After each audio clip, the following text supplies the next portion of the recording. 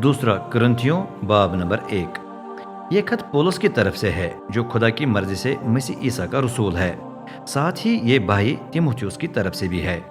मैं कुरिन्थियुस में खुदा की जमात और सोबा अखिया में मौजूद तमाम मुकद्दसीन को ये लिख रहा हूँ। खुदा हमारा बाप और खुदावंद ईसा मसीह आपको फजल और सलामती अता करें। खुदा की हम्दो सना। हमारे खुदावंद ईसा मसीह के खुदा और बाप की तमजीद हो, जो रहम का बाप और तमाम तरह की तसली का खुदा है। जब भी हम मुसीबत में फंस जाते हैं तो वो हमें तसली देता है ताकि हम औरों को भी तसली दे सकें। फिर जब वो किसी मुसीबत से दो चार होते हैं तो हम भी उनको उसी तरह तसली दे सकते हैं जिस तरह खुदा ने हमें तसली दी है।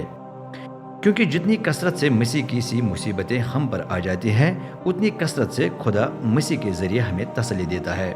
जब हम मुसीबतों से दो चार होते हैं तो ये बात आपकी तसली और नजात का बाइस बनती है। जब हमारी तसली होती है तो ये आपकी भी तसली का बाइस बनती है। यूं आप भी सब्र से वो कुछ बर्दाश्त करने के काबिल बन जाते हैं जो हम बर्दाश्त कर रहे हैं। चनाचे हमारी आपके बारे में उम्मीद पख्ता रहती है, क्योंकि हम जानते हैं कि जिस तरह आप हमारी मुसीबतों में शरीक हैं, उसी तरह आप उस तसली में भी शरीक हैं जो हमें हासिल होती है। भाइयों, हम आपको उस मुसीबत से आगाह करना चाहते हैं जिसमें हम सोबे आसे में फंस गए। हम पर दबाव इतना शदीद था कि उसे बर्दाश्त करना नामुमकिन सा हो गया और हम जान से हाथ धो बैठे। हमने महसूस किया कि हमें सजाए मौत दी गई है, लेकिन ये इसलिए हुआ ताकि हम अपने आप पर भरोसा न करें, बल्कि खुदा पर जो मुर्दों को जिंदा करता है। उसी ने हमें ऐसी हैबतनाक मौत से बचाया और वो आइंदा भी हमें बचाएगा, और हमने उस पर उम्मीद रखी है कि वो हमें एक बार फिर बचाएगा।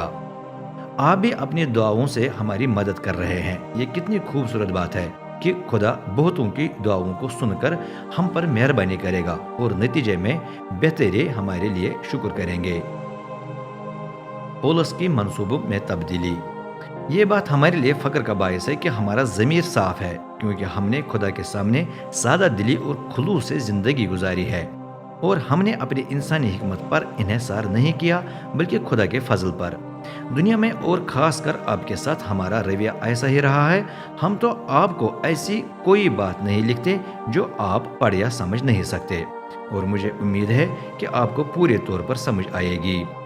अगरचे आप फिलहाल सब कुछ नहीं समझते, क्योंकि जब आपको सब कुछ समझ आ जाएगा तब आप खुदावंद ईसा के दिन हम पर उतना फख्र कर सकेंगे जितना हम आप पर। क्योंकि मुझे इसका पूरा यकीन था, इसलिए मैं पहले आपके पास आना चाहता था ताकि आपको दुगनी बरकत मिल जाए। ख्याल ये था कि मैं आपके हाथ से होकर मुकदुनिया जाऊं और वहां से आपके पास वापस आऊं। फिर आप सोबा यहूदिया के सफ़र के लिए तैयारियां करने में मेरी मदद करके मुझे आगे भेज सकते थे। आप मुझे बताएं कि क्या मैंने ये मंसूबा यूं ही बनाया था? क्या मैं दुनियाई लोगों की तरह मंसूबे बना लेता हूँ जो एक ही लम्हे में जी हाँ और जी नहीं कहते हैं? लेकिन खुदा वफादार है और वो मेरा गवाह है कि हम आपके साथ बात करते वक्त नहीं को हाँ के साथ नहीं मिलाते, क्योंकि खुदा का फर्जंद ईसा मसीह जिसकी मनादी मैं सेलास और तीमुथियुस ने की, वो भी ऐसा नहीं है। उसने कभी भी हाँ को नहीं के साथ नहीं मिलाया, बल्कि उसमें खुदा के हतमी जी हाँ वजूद में आई, क्योंकि वही खुदा के तमाम वादों की हाँ है। इसलिए हम उसी के वसीले से आमीन जी हाँ कहकर खुदा को जलाल देते हैं, और खुदा खुद हमें और आपको मसीह में मजबूत कर देता है। उसी ने हमें मसा करके मखसूस किया है। उसी ने हम पर अपनी मुहर लगाकर जाहिर किया है कि हम उसकी मिल्कियत हैं, और उसी ने हमें रूहुल कुदुस देकर अपने वादों का बयाना अदा किया है।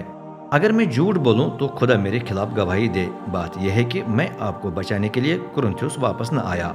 मतलब ये नहीं कि हम ईमान के मामले में आप पर हुकूमत करना चाहते हैं, नहीं, हम आपके साथ मिलकर खिदमत करते हैं ताकि आप खुशी से भर जाएं, क्योंकि आप तो ईमान की मारिफत कायम है।